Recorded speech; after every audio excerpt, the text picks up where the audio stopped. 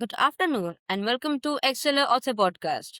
Today we have with us Avipsa Ghosh Hajra, who belongs to a new generation of young authors unafraid to confront vulnerability and issues across the complexities of human emotion and life. In contemporary literature, some of the most powerful voices emerge not from distance or detachment, but from personal, emotional honesty and lived sensitivity. Avipsha belongs to such a category of writers who stand upright to confront vulnerability, mental health, and the complexities of human emotions through creative expression. Across her two works, one is a haunting collection of stories exploring self harm, schizophrenia, depression, and psychological struggle, and the other, an intimate blend of poetry and photography, reflecting on love, loss, hope, and resilience. Deeply personal yet universal resonant narratives. What makes her writing particularly striking is its empathy.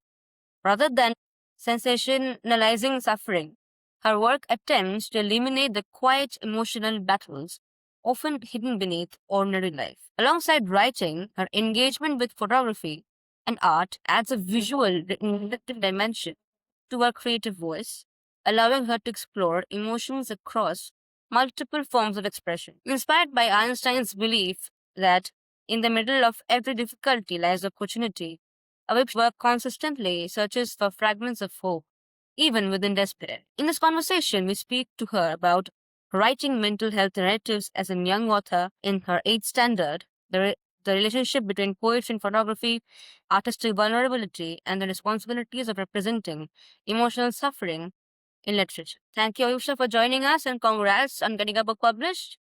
Thank you. My pleasure, Ayusha. Um, to begin with, my first question to you would be your collection of short stories deeply explores sensitive subjects like self harm, schizophrenia, depression, trauma. As a young author, what drew you towards these difficult themes and how did you approach portraying these mental health struggles with empathy? From a very young age, I have been deeply interested in understanding human emotions and silent struggles that people often hide behind ordinary smiles. Themes such as depression, schizophrenia, self harm, and trauma are difficult, but they are real life experiences faced by many individuals, especially those who often feel ignored and misunderstood. As a writer, I felt drawn towards these subjects because I feel literature has the power to create empathy and start conversations that society often avoids. As a writer, I try to approach every character with compassion instead of judgment. Instead of reducing mental health struggles into stereotypes, I focused on portraying emotions, inner conflicts, and struggles in a human and sensitive way. I also believed it was important to show that people are more than their suffering. They carry hope, dreams, and the desire to heal. In the way that you answered, you said one very beautiful thing that the literature has the power to make people empathize with other people's emotions and pains. A very simple question. Uh, at what age or what was there any particular incident that made you realize the need to write something to make people empathize with other people? Just like Anais Nin, a French born writer, said, the role of a writer is not to say what we all can say, but what we are unable to say. I was deeply encouraged by this quote of hers, and yes, I was indeed exposed to some kinds of, experience that made me write all these things. I think that's incredible to read and feel so deeply at such a young age. It's a brilliant thing. And I think feeling is in itself a boon and also a curse. But I really hope that artists and writers have that energy and that the capacity in them to use that as a boon to make other people feel what they are feeling and what other people of their sorts also might be feeling. And I think that's what you're doing. And that's a commendable job. At your age, hats off. So, Thanks. my pleasure. Um, So, like across, you have published both fiction and poetry. So there's a recurring tension between pain and hope in both these genres of writing. Do you see that writing as a form of emotional catharsis, social awareness, personal healing, or perhaps a combo of these all these three things?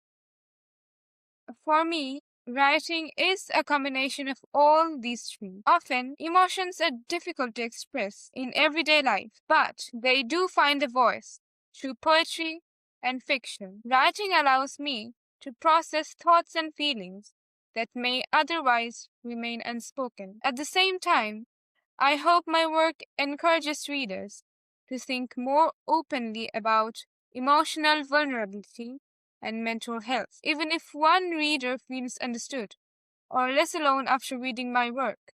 Then I feel that the purpose of writing has been fulfilled. Pain and hope coexist in my work because I believe healing is not the absence of suffering, it means continuing to search for light despite darkness. Very wonderfully said. What you said as the last line, that healing does not mean an end to suffering, but it means searching for light even amidst darkness, something of that sort. Um,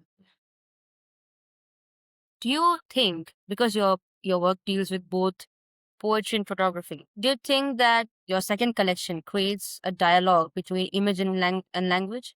Do you feel that both these art forms, one is a visual form, one is a didactic form, a literal form, will both these forms approach pain and love, the same theme, equally, or will they approach a similar theme differently? Poetry and photography complement each other in a very unique way. Poetry expresses emotions through rhythm, metaphor, and language, whereas photography captures silence, atmosphere, and fleeting moments that words often fail to describe. Sometimes a single image can communicate loneliness, nostalgia, and hope instantly without explanation. When combined together, photographs and poems create a deeper emotional conversation. The visual element allows readers to feel the mood before even they start reading the poem. I believe visual art can communicate emotions that words cannot fully capture because emotions are not always logical or verbal. They are sometimes simply felt. Correct. I think there's this concept called ekphrasis. I don't know if you're aware of it or not. This is exactly what you said. I think you should look it up. This might interest you. Okay, I surely do. See, your writings usually deal with topics that are considered a taboo in our society, because mental health, emotional suffering, most Indian people in the society do not consider the need to be vocal about their mental health issues, and they consider that as something that should not be kept under the covers.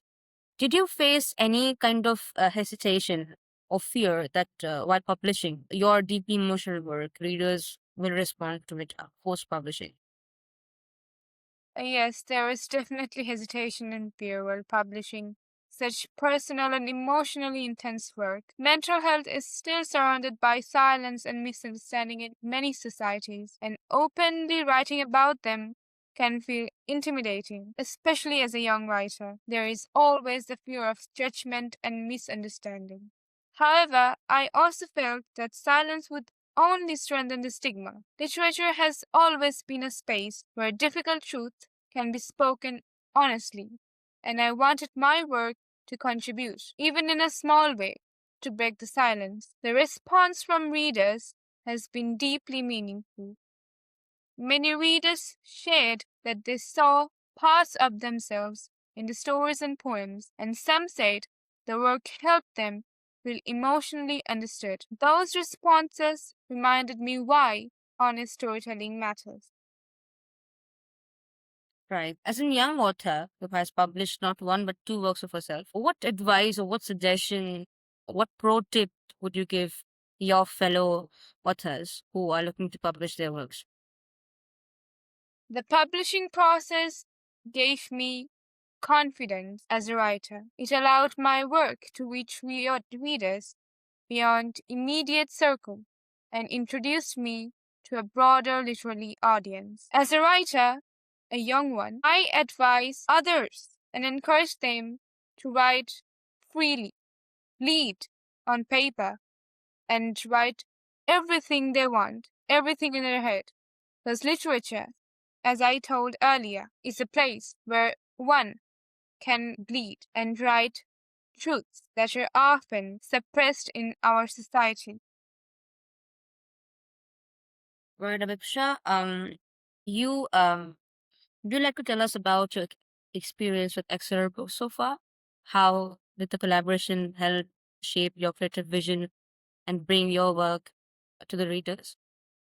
Working with Exceller Books was a valuable learning experience in my journey as a young author. Publishing across different creative forms, fictions, poems, photography, can sometimes feel challenging because each medium has its own style and emotional language. The collaboration helped me shape my ideas more professionally while still preserving the emotional authenticity of my work. It encouraged me to continue experimenting with different forms of storytelling and to trust my creative voice more deeply. Thank you.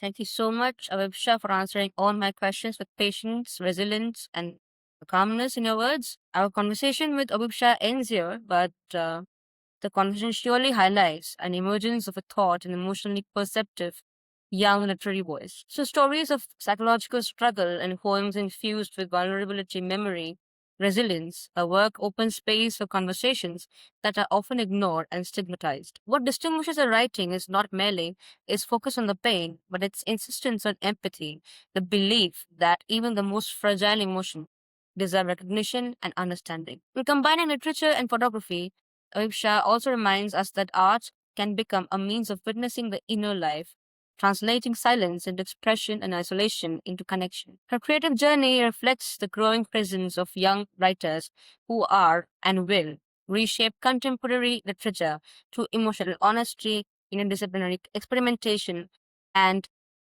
willingness to confront difficult truths with sensitivity and empathy. Thank you, Avipsha, for joining us. I hope you have a really great day. And for those who are looking to grab a copy of her write-ups, the books are available on Google Play and Amazon.com and Amazon.in and Bookscape. I'm sure our readers, our viewers would enjoy the process of reading as well as hearing the conversation between this young author. Thank you for joining us, Avipsha. Have a great day ahead.